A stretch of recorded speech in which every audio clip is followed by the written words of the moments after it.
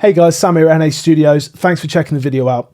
I want to take a bit of a different approach for this video because this is about mixing, it's about mastering, but it's about where the line is between the two and what the differences are in terms of how we approach something. And to me, you have plugins. You know, you don't necessarily have plugins that are just mixing or just mastering, but you have plugins that do definitely lend themselves to one or the other. So I've been working on this track for the last day or so, which is from an artist, Mystic Rebel. You can check him out down the bottom.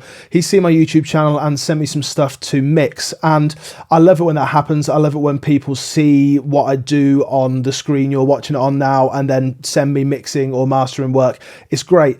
But this track, it really lends itself to demonstrating the differences between how we approach something when mixing and when mastering. So there's three kind of pillars that I want to touch upon here: EQ, compression, and reverb. Now, reverb in a master is a weird one, but with EQ, compression, and reverb, it's about, when we're mixing, it's about like what these plugins are adding and what we're hearing. That's the really important part. When we're mixing, we're hearing the plugins, we're hearing what the plugins are doing, we're slamming a vocal or we're smashing a snare drum or grinding up a bass, whatever it is. But when we're mastering, I don't want to hear what the plugin is doing. I just want to hear the effect of the plugin. And that is the salient point here. When we're mastering, we've got something in mind. This needs to be brighter, this needs to be fatter, and we're using the plugin to achieve that. When we're mixing, we're saying, right, that kick needs more top end, and we're EQing it so that it sounds like it has more top end. With mastering, we're approaching it from a feel kind of point of view. And what does this feel like it needs? Does it need to be bigger, wider, brighter, more open? But mixing is kind of different, and that's really what we're going to look at here. So let's check it out. So I've got kind of three sections here. This is the EQ section, this is the compression section, and this is the reverb section. I'm going to be using predominantly some plugins that are kind of new to me, and these are the Pulsar plugins. Now, I've got the Massive Passive emulation and the Very Mu emulation. I got sent these by Pulsar just to kind of check out, and I've not stopped using them. And this kind of thing is perfect for it because these are not the kind of plugins that if you want to brighten up a kick, you're not going to stick the Massive Passive on it. It doesn't really work like that. But if you want to open up a master, then this is absolutely perfect. And the Very Mu, if you want to just hug a track, if you want to bring up the low stuff but not absolutely smash the transients, that is exactly what you want to be doing with this plugin, and it achieves it so well. The reverb stuff I'm going to come on to in a moment, but you can check out the Pulsar plugins down the bottom. I genuinely believe in these plugins. I think they're fantastic, as you're going to see. So I've got 5 different versions here of an EQ'd track. The first one is the original, no EQ whatsoever. Let's just take a listen to it. Sunshine fades to the winter place. Suddenly the trees freeze to the breeze. So to me, it sounds nicely balanced, but it's missing a little in the low and missing a little in the high. And by that same notion, it's kind of a little bit mid-heavy. And when you use these plugins, when you use like the Massive Passive or any kind of plugin that's geared towards mastering, let's just leave like products aside for a minute. Let's just talk about mastering EQ. They kind of behave in a slightly different way because a lot of them are analog modeled. I'm really talking about analog modeled EQ plugins here. They have like a ceiling. They have a point where saturation takes place and where stuff doesn't clip. It just goes into, I can't go anymore. So if you're bringing up some lows and some highs in your mastering EQ of some sort, then you're actually going to be shaping the mids as well, because by bringing up that highs and lows, then you're actually pushing that up into kind of the point of saturation, and you're going to be taking a little bit of the mid-range out. Let's just take a listen and hear what I mean. I've got 2 versions. The first one is using that Massive Passive, and the second one is just using the Logic Channel EQ. Now, it's exactly the same settings. It's not the same curve because it doesn't quite work like that, but just take a listen to the original and then the Massive Passive and then the Channel EQ. And I think you're going to hear quite a big difference. So same settings, same stuff kind of copied across. Sunshine fades to the winter flames. Suddenly the trees freeze to the breeze. Far and high beyond the skies, her silver face shines through the night. So on that Logic channel EQ, in my opinion, we are hearing the EQ. We are very aware that there's been some high-end boosted there. Things are getting a little bit aggressive. Things are getting a little bit kind of, wow, there's some top end there. With the massive passive, it doesn't feel like it's that at all. It feels like it's just opened up slightly. It feels like I've said, I want this to be a bit more open, and this plugin is achieving it. It feels like I wanted a little bit more low end, a little bit more weight, and that is really achieving it. And I think that's the point here. It's not correct to say I wanted some low end, so I've added low end. It's more correct to say I wanted some more weight, so I've added some low end. We're not talking about necessarily frequencies and frequency bands. We're talking about characteristics of the sound. I need this to be more open. Well, the way that I do that is I go to a mastering style EQ and I add some high end. I want it to have some more weight, so I go to a mastering style EQ and I add some low end. And this EQ is from a passive actual unit, like a valve, a passive unit, and it's actually getting that EQ from the valve. So it has a certain sound. It's not aggressive. It is extremely, extremely smooth, shall we say. And that's even more apparent when I go to this next one, because I've done a 15 dB boost around the same kind of points. This was like 48 Hertz and then up at like 12K. So it was just high shelf and low shelf. And on this next one, I've done the same thing, but at 15 dB. So it's pretty extreme. One thing you'll notice is that the massive passive, you can tell that it's been affected quite heavily, but it still doesn't sound bad. And that's what we're going for with mastering. We want to be able to brighten something considerably if we need to, but we don't want to hear that EQ working. We just want to hear the effects. We want to hear the weight added, but we don't want to be able to say like that's had a load of bottom end added. That's not the goal. So take a listen to these. These are far more extreme versions. The first one is the massive passive with 15 dB boost in the lows and the high end. And then the same thing on the next one with the channel EQ. I should say this has got no other processing on the master, and the saturation in the massive passive has been taken off. So I'm not actually saturating that any more than the plugin kind of does naturally. So take a listen. First of all, we're going to hear the original. Sunshine fades to the winter flames. Suddenly the trees freeze to the breeze. Far and high beyond the skies, her silver face shines through the night. So on the massive passive version, the EQ boosts were extreme. I would never master something like this. It sounds crazy, but the overall idea is not EQ'd. The overall thing, like you don't listen to it and say, that sounds like you've added a load of EQ. And with the channel EQ one, you definitely did. Like you could hear that it had got a load of top end boosted, a load of kind of bottom end boosted. Not quite as much as the massive passive. It didn't quite sound as bottom endy, but it didn't sound anywhere near as smooth. And this is a really important thing. You've got plugins that are plugins, you know, they do what they say they're going to do, but it's about the application. It's about knowing, well, this plugin sounds a certain way. This plugin has a certain kind of feel for it. And although you can use any EQ plugin to EQ a track or a master, some are going to be better suited. And something like this, which is based on a mastering EQ unit, is always going to sound a bit more natural than something that is like a utility EQ. And it's about adding the openness, it's about adding the warmth, it's about adding the characters as opposed to adding 12 dB at 7.5K. I think that's really important. And It's the same thing when we go on to compression. Now for these two, I've got a similar kind of thing going on. I've got the original, and then I've got a Verymu version and an 1176 version. Now, I know what you're going to say. 1176 is very, very one side, and the Verymu is another side. The Verymu is kind of based on a tube-driven compressor, like the Manley. And it's smooth. It's really, really smooth. I kind of learned on the Manley Verymu, and that was really where I learned how to compress a master. 1176 is the complete opposite, and it is smashy, smashy.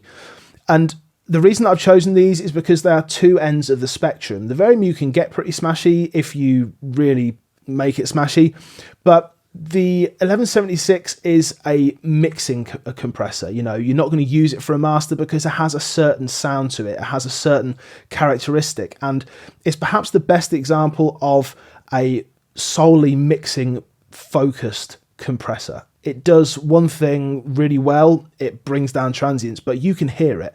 Whenever it's on, you know that something is being compressed. So let's just take a listen to first the original, then Verymu, and then the 1176, and we'll take a listen to the differences. Sunshine fades to the winter flames.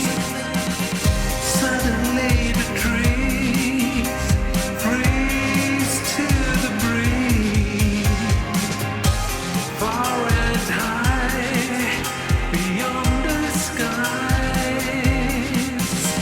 The thing that occurs to me there is, with the same kind of settings, the Verymu is a touch louder, but it's not louder in terms of peak. It's louder in terms of overall kind of RMS. It's bringing up the lower stuff. If we just take a look at the controls on the Verymu, it's not your typical kind of compressor. You don't really have like the normal stuff that you'd expect on like give me a compressor where I know where everything is.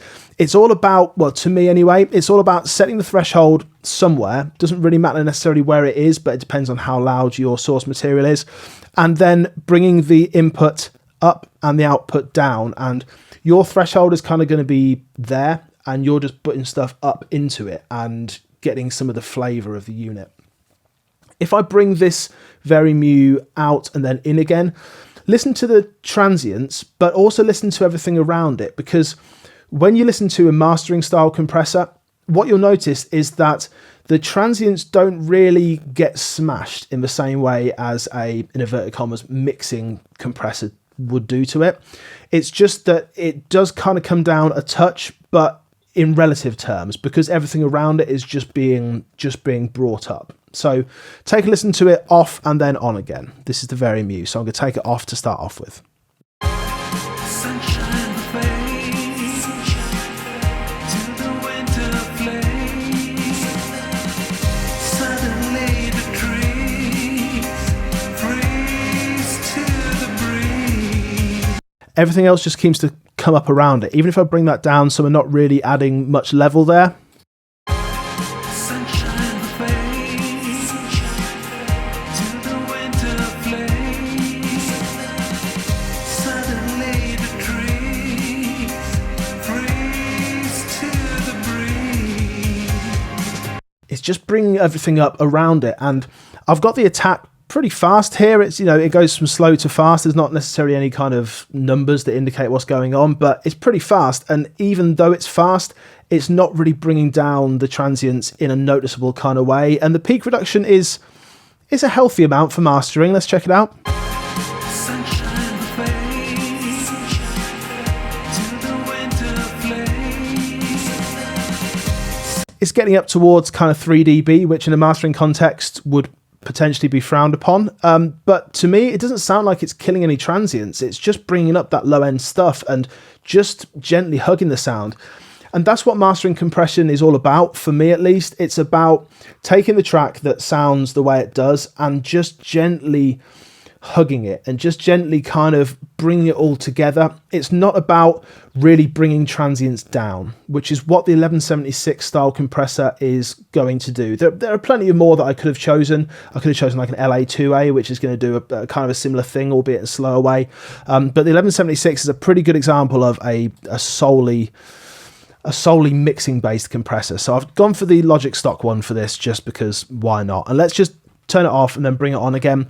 You'll see that I've got really low settings on here. The threshold is really low, the ratio is really low, not even up at 2:1, but still you hear it affecting the transients far more than you did on the Reverb, even though the gain reduction is perhaps more on the Reverb.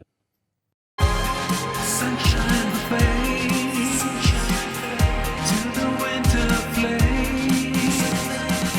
Suddenly the trees freeze to the breeze. Far and high beyond the skies, her silver face shines through the night. So on this, the attack is still pretty high, pretty fast, sorry, but we're not getting too much gain reduction. And that's the key thing here. We're only getting like 1, sometimes 2 dB of gain reduction.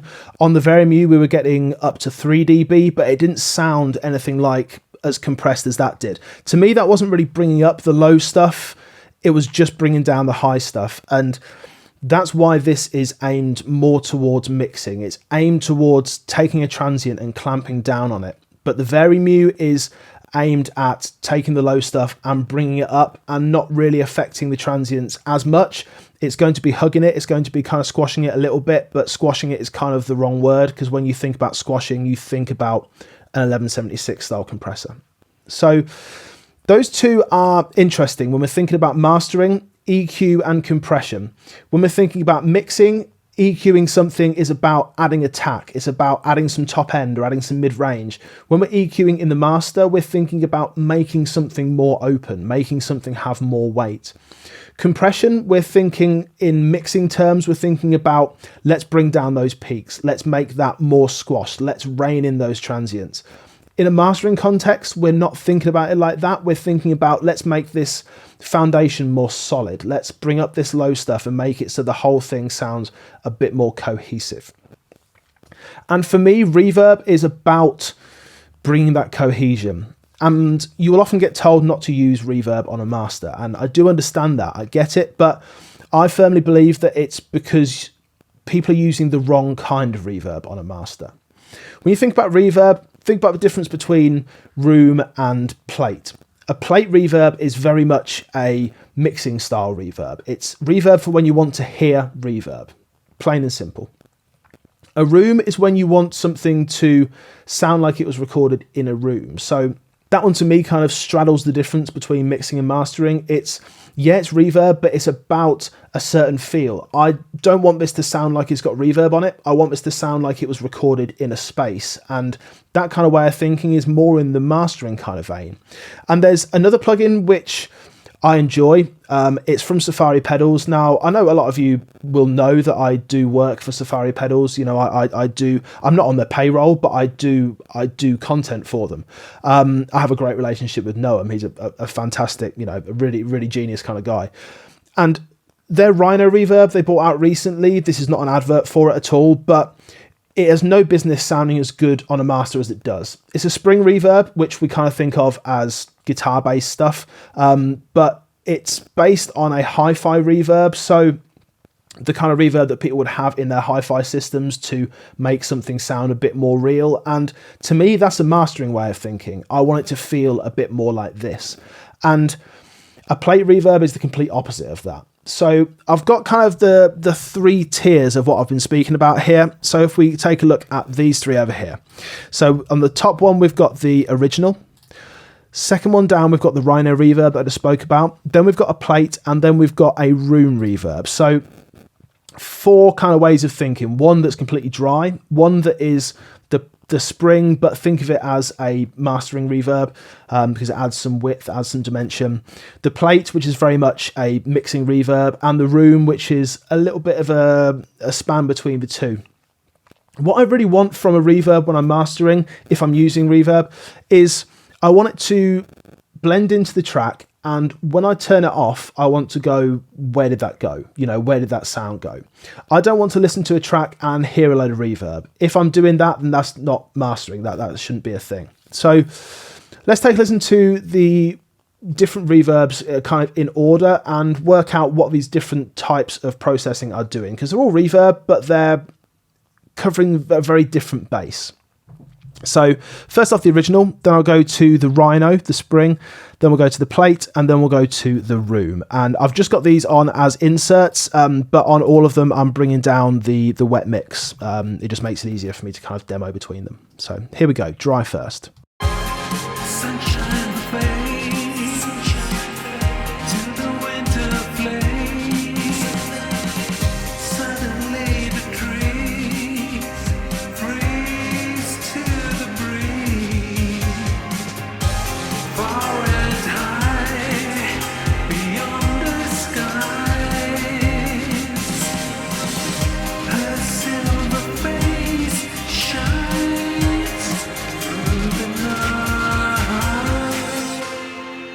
So to me, I want to discount that Plate straight away. If we take a listen to the original versus the Plate, it's very obvious that there's something being added there. It's not a case of turn it off and you think, where did it go? It's a case of you listen to it and think, why is there something else on there? So just take a listen, original, and then we'll go to the Plate. Sunshine fades to the winter place. Suddenly the trees freeze to the breeze. It's just got this kind of shimmer to it, and it's just adding too much to it. And to me, that's a mixing way of thinking. That's adding something so we can hear it. But the Rhino, it's an interesting one because it has very few controls on it. We can turn it off and turn it on, and when we turn it off, it just feels like something kind of went away a little bit. It just feels like something is missing from it. So let's start with it on, and then we'll turn it off, and you'll hear what I'm talking about.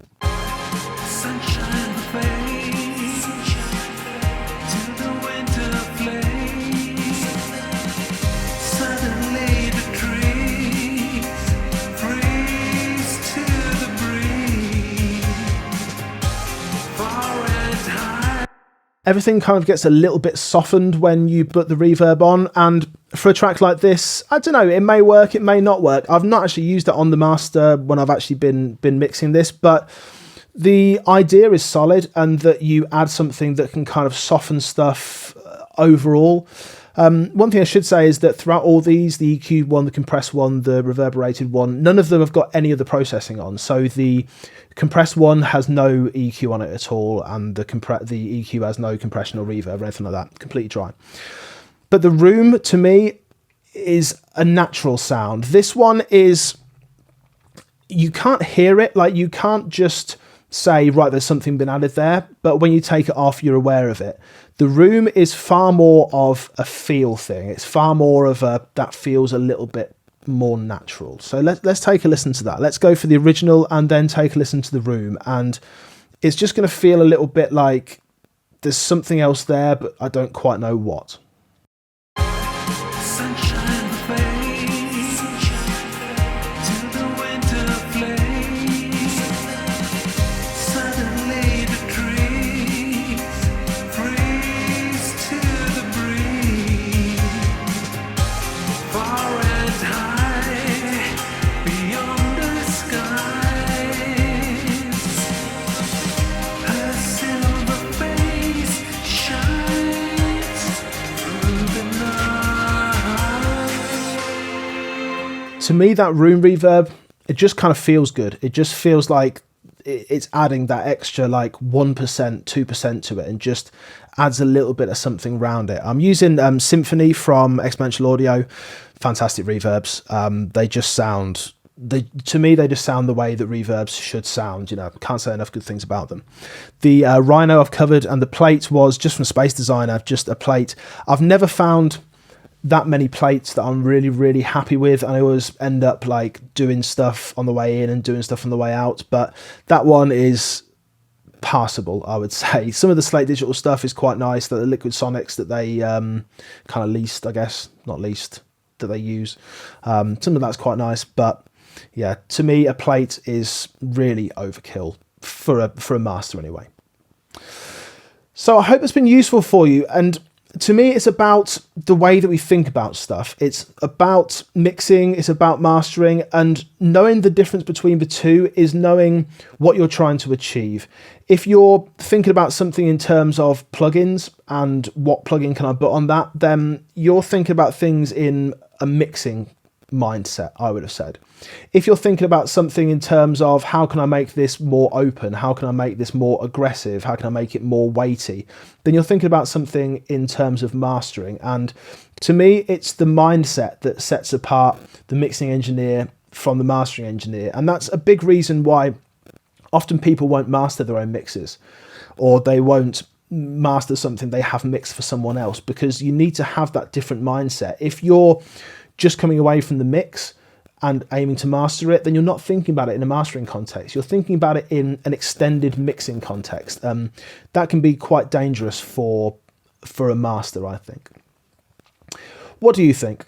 Is that kind of the way that you think about mastering? Do you think it's about a mindset? Do you think it's solely about the plugins? Am I talking a load of nonsense and any plugin can be used for anything? I'd love to hear what you think about it. Please do let me know in the comments. That Massive Passive and the Very Mew, you can get them on an affiliate link down at the bottom. They're fantastic plugins. I've not stopped using them since I got them. I really haven't. As I've said before, I will never ever endorse anything that I don't genuinely think is great and that I don't genuinely use at least, you know, a couple of times a week. And that's firmly on my master bus right now.